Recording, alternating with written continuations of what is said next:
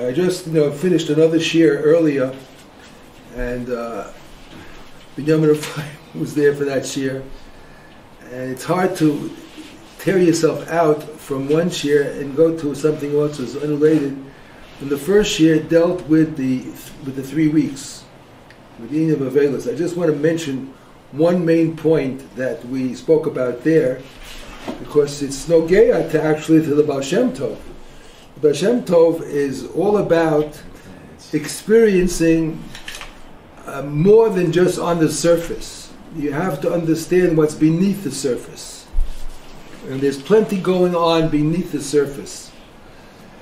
This is what the Baal Shem Tov tries to teach us, how important our words are and what goes into the words and how we should concentrate and so on and so forth. But part of that is also connected to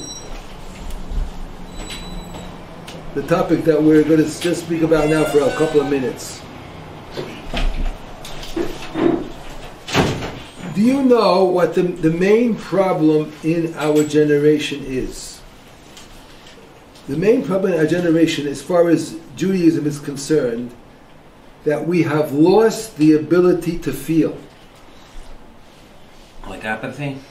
Yes. You become apathetic. You have lost the ability to feel. This is what happened in Mitzrayim. The Baal Shem Tov taught us, and a number of times we mentioned this also, what was lacking in Mitzrayim what we call da'as. We have in Shemona Esrei, Chochma Bina v'da'as. What is da'as? Da'as is a inner awareness that you feel deeply and it's part of you. And you just know it because it's just like you know where your foot is without having to look at your foot. You know where your foot is because it's part of you and you feel where your foot is. You just know it. Well, the awareness of the Shekhinah is also expected of us too. To have that das, to feel the presence of the Shekhinah. In Mitzrayim, they lost that ability. Why did they lose their ability? Because they were in a hostile culture. A culture which was directed away from feeling that. It was a culture which directed them to momentary pleasures. In Mitzrayim, they were extremely, extremely corrupt. They practiced incest as a natural part of life in Mitzrayim. Are we speaking of the Jews or the Goyim? The Goyim. The Goyim. The Goyim practiced incest as a natural part of life. It wasn't considered to be an Aveira. And you're living in such an environment, even though you don't do the same thing, but you are certainly going to be influenced by such a thing. And the Jews in Mitzrayim, at a certain point in their Gullus, stopped doing bris milah. That's why they had to, before they left Mitzrayim, they had to bring the Korban Pesach, but they had to do bris milah first. I can't understand how it worked exactly. It must have been, a big miracle. Everything within a couple of days, the entire male Jewish population had to undergo bris milah and be able to. And you're talking about adults, not children, who heal quickly. Adults heal much, much slower, and they had to be ready to travel. So I guess since the miracles in Mitzrayim were so abundant, this is another miracle that they healed quickly. In any case, they were certainly affected by the culture that they live in. And we live in a culture also, which is a culture based on the pleasure principle. I want it now, and I want it here, and I don't want to wait, and I'm entitled, and I'm liberal and democratic, and it's coming to me, and that's what's in it for me, and that's what counts. Every Democrat should have what's coming to them. Excuse me? What would that be? I didn't catch it. I said every Democrat should have what's coming to them. So, if the Western civilization, who we're talking about now, it's not only here, it's the entire world, but it has unfortunately entered Eretz Yisrael too, to a lesser degree, but it's here. It's here. if people would realize that this is bringing about destruction from within. It's not necessary to be destroyed from without by rockets or by missiles or explosions. You can have self-destruction from within. And that's much, much worse. In the Megillas Eicha, it said, what brought about the destruction? Why did Hashem cause the Tsar? As Binyamin Ephraim heard this morning, it says, Al Rov Pisha'eha. Rov Pisha'eha. What does Pisha'eha mean? We have in the Vidui, we say, Chatosi Avisi Pashati. Right? Chatosi Avisi Pashati. What do those three things mean? We say Chatosi Avit. What does it mean? What are you saying? You cannot say Vidui without understanding what you're saying, because Vidui means that you have regret. You have to know what are you regretting? If you don't understand the words, all you're doing is just going through the motions. It doesn't mean anything. What does it mean? Chatasi avisi pashati. Chatasi means I sinned inadvertently. I was not aware. That's considered what we call a shogeg. You know today's Shabbos. Oh, but I didn't know that this is forbidden on Shabbos. Okay, so we can excuse that. We'll give you a kapara because you weren't aware. Fine. Then you have the next level, avon, which means you were aware, totally aware, and you were already informed that this is an aveira. And you said, I know what I'm doing, but I can't hold myself back. But you're not aware. It's not a shogeg. You're aware. But you say, I can't hold myself back. I've got to do it. Got to do it. That's it. I'm not built for it. Can't do it. Can't hold myself in. Got to do it. That's avo. And the third one's even worse. Pesha. Today they call pesha someone who is knowingly negligent. Meaning to say, it's more that you just can't hold yourself in. You're showing a rebelliousness. That's much, much worse. Pesha means a rebelliousness, a lack of care. Lo ichpatli. It's called what we say a zilzul. Sorry, but when you translate pesha in Hebrew, it's like stealing, theft. It's a general word that they use. He's a posheya. He's pesha. It's criminal. Something that's criminal. Posheya, yeah. Yeah. So what it really means, as compared to amazed, is amazed. You know that it's wrong, but you can't help yourself. Can't help myself. I know it's not helpful to smoke, but I can't control it. I have to smoke. So you're going to say you're not aware? You're aware. But you're doing it anyway, so you're going to get punishment for it because you knew exactly what you were doing, and you did wrong. You went ahead and do it. You didn't hold yourself back. You could have held yourself back. Pesha is not that I can't hold myself back. I can hold myself back, but lo ichpatli. I don't care. I want to do it b'dafka. B'dafka I want to do it. Can we compare one conservative in Pesha to reform? Well, I mean, if you can stretch it if you want, but yeah, it's a political question. Yeah. Well, what about the avera that you do on Shabbos that you choose to do in spite of it being a prohibited act, but for a specific purpose which may be benefit to the community? For example, turning the air conditioner on when nobody is around on the Schwitzer day of Shabbos and somebody forgot to put it on, or the fuse blew, and you choose to do it in spite of it being or the air comes down and you put it back up because you're afraid for the people. Well, you have done, that's considered not a pesha, that's considered amazing, because your intention is not to rebel. You're not showing, I don't care, I'm doing it anyway. It's not that at all. You're just doing it, you have good intentions. You're doing wrong, you know you're doing wrong, but you're having good intentions, you have a positive goal. You have a positive goal. Like the case in the Gemara, where in the Chumash, Makoshish Eitzim. Wasn't working, right? The Makoshish Eitzim. Some say that the one who went out in the middle of the day and he gathered around wood on Shabbos, and he gathered around, they say it was Salavchad.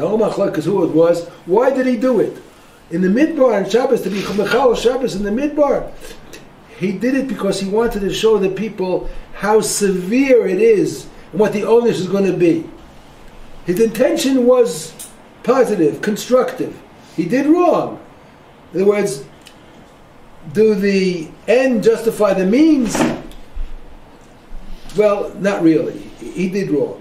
He did wrong. But his intentions were to show people how severe it is and what the onus is going to be if you're Mechal on Shabbos.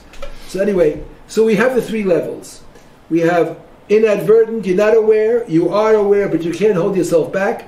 And the third one is Pesha, is that you don't care. You're doing it no matter what, dafka. Dafka. You're doing it dafka to incite. You're doing it to show what we call a flagrant violation. In spite of everything, I don't care, I'm going to do it, that's it, I want to do it. What does it say in Megillas Eicha? Why did Hashem bring it about? Al Rov Pisha Eha. It doesn't say they were mazid, it doesn't say they were shogeg, Pisha Eha. When? Oh, we don't know. There was massive, I would say, flagrant rebelliousness. Very difficult to understand how this could take place during the first base of Mikdash, with all the Nevi'im there, with the Ruach HaKodesh, with the Kohen Gadol going to the Kodesh HaKadoshim. But that's the way it is. There was a deterioration, and the Churban Beis HaMikdash did not happen stam. It happened because there was a reason for it. So anyway, what I wanted to say is we have lost our feeling. We have lost the feeling. We have to realize that we are being bombarded constantly by the culture that we live in. It's all here and now gratification, and everything is focused on the self. Me, myself, and I, you know what they call it, the me society. It's an old phrase already. It's not even new. Me society, right? Even in Hebrew they were saying, they have these snacks, bisli, and everything is li. All these things li, for me, everything for me. This is mamish, I tell you, it's deadening the Jewish heart. It deadens the Jewish heart. The Jewish heart is supposed to feel for Klal Yisrael. It's supposed to feel what is Hashem's tzar. Hashem's tzar. I told over in the previous year, I got to tell you this also. I heard from Ovadia Yosef, not the grandfather. He has a grandson called Ovadia Yosef. He had an acquaintance with some woman about 20 years ago, who she went to the cave of David HaMelech in Har Zion. They say it's David HaMelech is buried there. I don't know if he is the reason. The Rebbe said it is. Okay.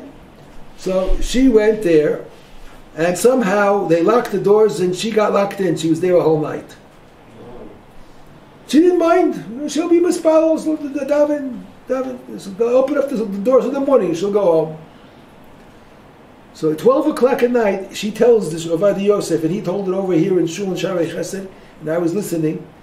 She said, all of a sudden at 12 midnight, she starts to hear crying, sobbing, like coming down from the lower floor. Like you live on an upper floor, and then down below you hear and it was getting louder and louder and louder, and she couldn't know there's nothing down there. It's all cemented. There's nothing there.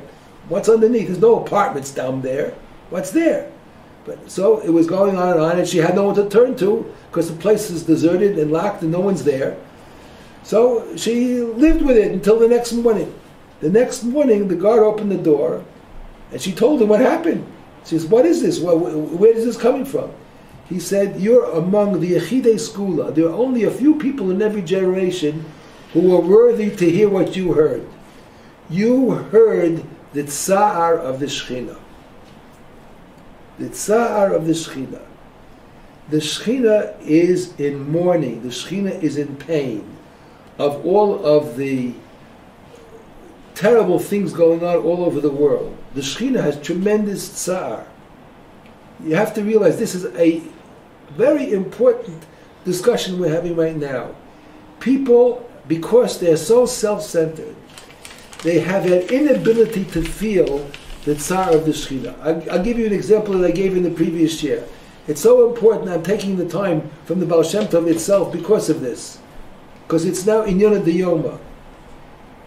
Everybody in their lifetime, in their own Dalar Amos, has difficulties. Nobody's got everything going smoothly. Something goes wrong. Either you don't feel well, or you have some organ that's not working well, or you have a family member who doesn't feel well, or someone dies, or whatever it is. Everybody knows of things that are not so pleasant. Whether it's oneself, whether it's family, whether it's friends, acquaintances. There's plenty of going around. The hospitals are full. Unfortunately, the hospitals are full. Just think about the hospital closest to you. Just think about how many other hospitals there are and how many other cities there are where the same kind of experiences that you have, they also have. And it's multiplied by hundreds of thousands if you think about the entire country. And then expand that to other countries. You can imagine one thing or one person who is able to take all of that and collectively feel the tsar. It's beyond our comprehension how one thing can feel the tsar of the entire world. That's the Shekhinah. The Shekhinah is experiencing this collective tsar that is going on at every moment of the world. It's going on all the time. And that woman, she heard that screaming, that sobbing, she couldn't forget it. And this Ovadia Yosef said, a person who hears that can never again in his life experience a simcha. Cannot. If you hear that tsar, that crying, the way she heard it, you cannot after that experience a simcha. What do you mean, you don't have joy? You can't. It's too. You can't get it out of your mind. It's like I said in the previous year also. Rav Aaron Kotler, Oliver Shalom, his wife, he and his wife, they went through the Shoah. They went through it. After that, she could never pick up anything sweet and put it into her mouth. She just couldn't. After you seeing the suffering that everybody else goes through, you just overcome with guilt. I'm going to eat something sweet, a candy. I'm going to have something sweet. After I saw that, you can't. You don't feel correct. You don't feel correct. And you want to hear an interesting thing? I'll tell you something very interesting. I am in Manal of an organization, and we produce educational material for Talmud Torahs, for children. And we distribute them in the schools, and they're supposed to learn how to be a mensch, be derech eretz, and so on and so forth. And I came at the end of the year. This is going back about 20 years when I used to still go around and check at the end of the year, see how the progress was. I walk into a class of a second grade, and I asked the children at the class, "Well, you're learning these workbooks all year long. Tell me something that you learned. Tell me something that you learned." Children in second grade. How old are they in second grade? 7, 8. 7, 8 years old. I'll tell you. So this child says this. One child raises his hand and he says, "Okay, what did you learn?" He says, "I learned to feel somebody else's pain." Wow. When he said that, second grade, tears came to my eyes. Tears came to my eyes. A child in the second grade says, that's a mature adult talking. It's a mature adult to feel somebody else's pain. We have to feel the pain of the Shekhinah. The collective pain that it is experiencing. The Shekhinah is very unhappy with what's going on. The Shekhinah wants things to be flowing and to be happy, and there should be a lot of love and achdus and yashrus. This is what the Shekhinah wants. And we have to realize we're living in times. Don't get distorted by our own self that things are going more or less well for us. There's so much going on in the world you cannot imagine. Somehow, I don't know, I have this phone here, and I don't know where it came from. I never asked for it, but I get flashes every single day about all of the terrible things going on all over the world. There's one special newspaper that specializes in all of this, and they get it to me every day. It's mind-boggling. You can't imagine what's going on all over the world. We have no... We wouldn't even dream of such things. Wouldn't dream of such things. But there's such corruption and such... I can't say evil. There's mamish evil and cruelty going all over the world. And the world is not really guilty. That's the culture. The culture breeds it. The culture itself breeds it. But isn't it the progressive movement have also, it's all part of it. It's all part of it. Why aren't the people guilty? What? Why aren't the people guilty? Because that's the way they're brought up. They're brought up that that's okay. Everything's okay as long as you don't harm anybody else. You know, everything is, as long as you have mutual consent, you can do it. It was a complete relaxation. There are people who are interested with an agenda to remove all of the conservative rules that we have that run the world. The people they don't want to have any families. Marriage is considered to be already old-fashioned. Marriage is old-fashioned. Today, you hook up with somebody, partnership. That's it. No obligations. You want to go. You want to stay. No marriages. No, not such things. Marriage. No. If you have a marriage, it's okay if it's with the same sex. That's okay. That's all right. That's all right. But otherwise, normal marriages, we don't hope for more marriages. Just partnerships. You know, they're trying to break down. So they have a transgender man and a transgender woman, and they want to say all we want to do is be treated normally. There's no, I don't know if they have a law above those people, do they? Huh? Do they have a share in the next world, those type of people? They're not guilty. They don't know any better. That's the way they're brought up. They're brought up. They do know better. Well, maybe yes. That deep down they do know better. It could be written in every man's heart. Okay, so maybe yeah. But meanwhile, they're living in this kind of culture, and some of them actually believe that it's perfectly all right. Yeah, they're brought up to believe that it's perfectly all right. So we really can't blame them. But somebody's got to be smart enough to get up and say that the world is ruining itself from within. It's self-destructive. It's self-destructive. There's got to be a change in the way people think.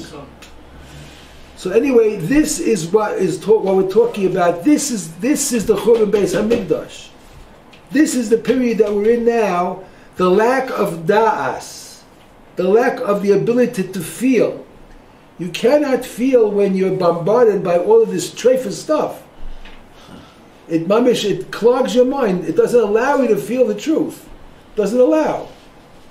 Everything is all this stimuli, which is coming at you all the time. The stimuli. It's to keep your mind. This is what Paro said in Mitzrayim. He was very smart, Paro. Don't think he was a fool, Paro. He said, you know what I'm going to do to the Jews? I'm going to give them even more difficult work. Before we used to bring them the materials and they had to build. Now we're going to go tell them, get the materials yourself. Why? Why? Because if they have time to think, they might become aware that they're in Golus and they'll start to do tshuva. That's what he said, Paro. So this is what we're battling with all the time. The world is a Paro to us. It's not allowing us to think. We're losing that ability. This is what we have to mourn. This is what the 3 weeks are about. They have to be able to have the feeling. It's important to have the Jewish feeling of what a Jew really is all about, what the world is all about. And the main thing is the tsar of the Shekhinah. The tsar of the Shekhinah. You have to remember, all the tsar that we have, the difficulties left that we have, the Shekhinah has it 1,000,000 times more. 1,000,000 times more. It's not even possible to try to imagine what that is. A normal person, if he would try to have the ability to feel the tsar of the Shekhinah, he probably wouldn't be able to go on living. Wouldn't be able to go on living. What's the Shekhinah's job? The Shekhinah's job is to give over to the world what she receives from the upper worlds. That's the Shekhinah's job. She is a way station, and she has to do what she's told. We call it Shekhinah in negative because it's a negative, it's a female word, so we say she. But it is, in a sense, that part of the spiritual world which has to mete out what is given to her to disseminate. That's what she does. And she's there at this juncture, she's experiencing what's going on, and because she's experiencing what's going on, she reports it, and she gets back a command, do such and such, based on what's happening, do such and such. So this is where she is, and she has tremendous amount of tzar. Think of yourself as like you're on the forefront of an organization where you have to meet the people, and you have a board of directors behind you, and based on the reports that you give them, based on what you are canvassing from the entire population that you're overseeing, they'll tell you how to behave. That's what the Shekhinah is. It's a way station in the middle. It gathers all the information from outside, reports back, and based on the report back, they get a command how to deal with it. And if it requires a fierce kind of behavior, so it'll be fierce. If it's a loving kind of behavior, it'll be loving. It all depends on what goes on. This is more or less, what the Shekhinah does. And it's called Shekhinah because the word Shachen. Shachen is a neighbor, right? Shachen is a neighbor. Why is it called Shekhinah? Because it's the closest to humanity. Of all the upper worlds, it's the closest. And it's like a neighbor to us. We're part of it, it's connected to us, and it reports up. And when the people out there want to pray to the upper worlds, they have to go through the Shekhinah. The Shekhinah is the first step. It's the doorstep to get to the upper worlds. They have to go through her. Does the Shekhinah rest on me? The Shekhinah, excuse me? Can it rest upon me? Yeah, the Shekhinah, of course. I mean, it rests upon you, but it all depends on, what aspect of the Shekhinah is going to be resting with you. You can have the good side and you have the bad side. Hopefully it's the good side. If you're in the right place and you have the right mindset, so you're going to get probably a good response. Shekhinah will be with you to protect you, to help you. Rabbi, I think the example you made. Yeah. This lady in the kever of the David HaMelech. Sivlot Mitzrayim, the word Sivlot comes from the same word Sablanut. Sevel. Which means tolerance. We became accustomed, which is the same thing which happens to us nowadays. As they were accustomed to that culture, so we are accustomed to this culture. So the Shekhinah that spoke to this lady, she made a difference. Where is this cry that we should hear? That's what I'm saying. In the Shoah we heard it. Nowadays, where can we hear it from? Well, if you want to hear the tsar, what's going on, there's plenty of things. I mean, if you're first of all, you have to be looking for it. If you're looking for it, you just open up the newspapers, or you see what's going on all over the world, all the terrible things that are happening. Then you feel it. The Shekhinah feels that too, all over the world. It's not only here. It's here, but it's all over the world. There's so many things which are wrong that are going on. It shouldn't be that way. It shouldn't be. Yes, but Sablanut is there, so we need the cry. No, it's not Sablanut. It's Yush. Okay. Yush. People give up. They think they can't do anything about it. That's a mistake. It's a big mistake. Also, trying to figure out what to do, because it seems so overwhelming. Okay. How do we handle this? Because that's how I feel. I get very upset at what I'm seeing. And I'm thinking, what do I do? How am I going to deal with this? Okay, so there's an answer. You asked me, I have to tell it to you. I think we spoke about it here one more time. This is what I want Mordechai, what I talked to you about before. The answer has to come from us. The answer has to come from us. And we have to make a point. Somebody has to come along and say it. That we can change the entire, I would say, culture. We can change it. How are we going to change it? It's very easy. It's so simple. The simplest and the easiest things are so very often not noticed or not seen. And I asked this class once before about this, and I didn't get much response. But I'm going to say it again because you're asking the question. What's happened is what, as we said before, the world has become focused on the self. This is the cause of all corruption. As long as people are focused on the self, you'll never have what we call yashvus. You'll never have it. You'll never have fairness. You'll never have people who are totally straight. Why? Because the world has taught you, I come first. The world has taught you, I come first. Now, the Torah also says, you come first. When? When? When it's a matter of life and death. Your life over somebody else's life? Chayecha kodmin. Save yourself. Save your own life first. But if it's not a question of life and death, it's a question of daily dealings, being considerate of other people, you say, well, no, I have to consider myself first. Because I was taught that way, I come first. I got to get ahead. And even though I have to step on somebody else to do it, I got to get ahead. I'm sorry, that's the world. It's a difficult world. It's a jungle. That's the way it is. It's a jungle. In a jungle, the survival of the fittest. In a jungle. That's the way it works. I heard many years ago, and I tell you something.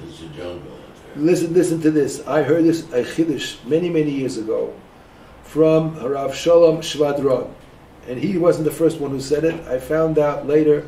I think it was said earlier by Rabbi Cheskel Levenstein, the Panovich Mashgiach. I'm not sure who the first one who says it, but I was told this way. This is an amazing statement. Mamish amazing statement. The statement was the following.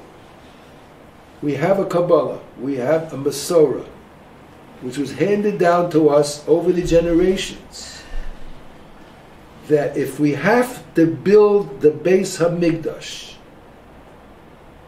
and it's going to be at the expense of a Jew, we don't build the Beis HaMikdash. You hear that? That is an amazing statement. What do you mean? One Jew going to hold up the whole Beis HaMikdash for all of Klal Yisrael? That was the statement. If we have to build the Beis HaMikdash on somebody else's cheshbon, someone's going to have to be sacrificing something, someone's going to be unpleased about it, someone's going to have a complaint, we won't build the Beis HaMikdash. In other words, we are always considerate about everybody else. So Elio asked, what do we do about it? How do we change it? Very simple. We change it by taking on a program to brainwash ourselves. We have to say, what are we doing here? We are killing ourselves. Let's save ourselves. How are we going to save ourselves? Just like we were bombarded with all of this trash about the me society, let's bombard ourselves about the other person. Let's bombard ourselves saying, make sure you don't harm anybody else. What did Hillel tell the guy who wanted to be Megayer? He said to him, not I'm not asking you to love everybody else. He asked him, don't harm anybody else. What's hateful to you, what's displeasing to you, don't do it to anybody else.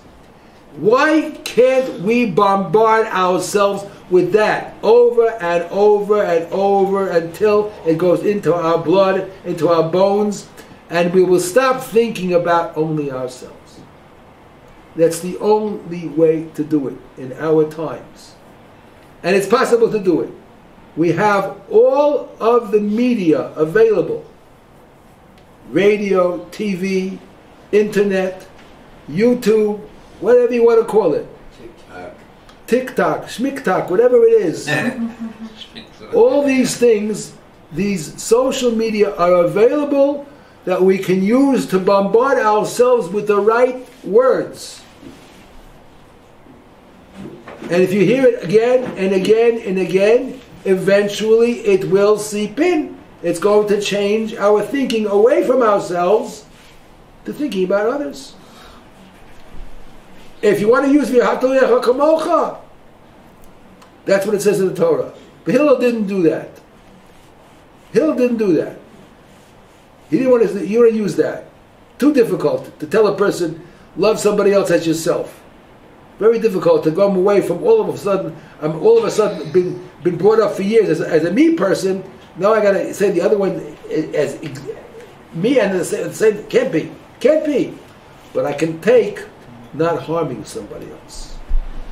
Not harming somebody else. Before I think of anything I'm going to do to make sure that I don't harm anybody else. That is possible. People understand that. They can accept that. You want to get ahead? Get ahead. Not at somebody else's expense. What's hateful to you, don't do to others. This we have to get on TV, on radio, on Facebook, on TikTok, on whatever, Instagram, all these things. Get it on there and keep pushing it over and over and How do you over again. propose we do that? Very simple. Very simple. Just get the money together and buy the time. That's all. Not so difficult. Plenty of money available today. Plenty of money. There are a lot of Jewish billionaires. Plenty of money. You don't even need billionaires. You don't need billionaires. You need people who understand what's really going on in the world and what is going to happen if we don't take care of it. Chalil v'chas. But this can be done. We have reached, I tell you, we have reached, people are saying this, we have reached Shar Hanun. We have reached the 50th level of Tumah. Just think about all the intermarriage that's going on all over the world. It's devastating. Devastating. Some places it's 80-90% of the Jews intermarry. And that's much worse than just losing your feeling. You're just totally out of it altogether. You don't see a difference between a Jew and a non-Jew. You don't see the difference. It means you've lost it altogether. Lost it. We can change it. It's doable. I've spoken to people in broadcasting. I've spoken to people who have done campaigns on the media. They say it's a tremendous idea. It's powerful. It can be done. It's only money. It's only money. That's all it is. The media is interested in making money. If you pay them, they'll put on whatever you want. Very simple. So go out and get me the money. Yeah, get the money. You want to save the world? You want to have a part in this mitzvah? Go out and get the money. Don't tell me these people, I don't have it. I didn't say you have to have it. Speak to people who do have it. There are plenty of people who have. Plenty. Baruch Hashem, there are many wealthy Jews. Many. Not so difficult. What do you want to say? Rabbi Sprecher taught us what you just taught us with a comma. ואהבת לרעך, comma, כמוך אני השם אלוהיך. Okay. Because this is how it's written. The comma, you can put it or you cannot put it. What does that mean? Love your neighbor. Not love your neighbor as yourself. Love your neighbor, comma. Right. As this, God will love you. If you love Him, God will love you. Okay, so that's it, Rabbi say. It's a problem which can be solved, and people, I tell you, people, professionals have told me it's doable. It is doable. It can be done. If it can be done, it must be done. Abraham changed the whole world. One guy. Yeah, no question about that. It didn't last. Sure. Well, I mean, all right. There's a reason for that too, but okay. He didn't have All right. what? He didn't have WhatsApp, Facebook.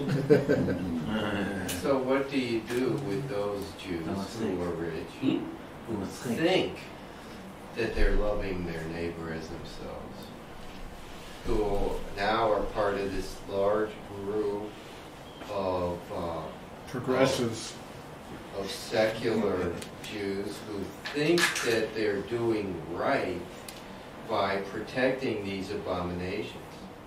They think, they believe that they're righteous in their abominations. It's very difficult to change attitudes. It takes time. You cannot accomplish it overnight. How do we reach them when they use their power to block what our message is? And that's the big problem that they're facing in the media now, is that they're using their power. Jews, Zuckerberg, or whatever his name is. Zuckerberg. He's using his power to block our message. Well, you have to. They'll hear the other message too. You have, the only way is to speak to these people. That's the only way. You have to speak to them. How do we get a hold of him? We should have somebody like the Rabbi. I know several guys. And they live together, men with men. And some of them are Shobli Mitzvahs. How can you speak to them? Listen, you can't worry about these things. We have to do. We have to go ahead and do what we have to do, and hopefully the message will get through. It's got to start. It's got to start. You have to have a focal point to start from, and once you start, Hashem will help it go further. But you got to make the first step. The first step is to get it onto the media. That's the first step. We have to get it onto the media. It can be done. If it can be done, it has to be done. There's no excuses. There's no excuses. You got to speak to the right people. You have to convince them. Look, there are many people who, I invest in this. If I don't make any money on it, it's going to be for me a big loss, because I'm not so wealthy. But there are many people who are so wealthy that losing $1 million doesn't mean a thing to them. Like the former president. Whatever. Many people who losing $1 million does not mean a thing. It won't change them at all. There's so many more millions that they have than losing $1 million. So we're saying, don't lose $1 million. Donate $1 million to try to save the country. And we're not talking about the whole world. Let's make it in a small pilot. A pilot case. Let's do it in Eretz Yisrael, a small country. In a small country like Eretz Yisrael, it's certainly doable. It's possible to get the media behind it. And I think that if it picks up nicely, the government itself will come in and join. But they won't be the initiators. If they see, however, that is the trend, they'll go along with it too. But we have to show them that it's the people today who make all the decisions. All the politicians, they look and see they're always doing these polls. What do the people think? What do the people think? If they see what the people are thinking or what they were doing, they will go along with it. And that's all that once the government comes, gets behind it and pushes it, then it'll really take off. I think evil will get so intense. Right now, it hides itself in the gray area. But it'll become so intense that people will begin to see it. The eyes will be open. Well, whatever. You asked Elio a question. What do we do? How do we change it? That's the answer. The answer today is the media is what is running the world. They control the attitudes, the thinking. They're doing it. Because everybody listens to it. Everyone's looking at it. So that's the way to get to the people. I think there'll become a time of hopelessness, and people only have one place to turn. Well, as a whole. Well, we can't think about what's going to be. We have to do what we can do right now. Yeah. What about eliciting the help of some of the goyim, like what do you call them, the Dalai Lama or something like that? Or would that bring Tumah into it? Yeah, I don't think it's in, when we're talking about Eretz Yisrael, we don't need anybody else. We don't need anybody else. In Eretz Yisrael, we have enough people here to accomplish it within Eretz Yisrael. We can't worry about the world. First, we have to start in Eretz Yisrael. Ki mitzion tetzei Sora. From Tzion, it'll spread to the rest of the world. But it has to be successful here first. If it's successful here, then everyone will look at us with admiration and they will copy the model. They will copy it. But it has to work here. And it can work here if we are firm and committed and don't give in to anything that tries to dissuade you from this approach. We have to be committed that we can do it. And we're going to try to do it. And if you take the first step, Hashem helps you with the rest. But you've got to actually go out there and do it. Hashem sees a commitment.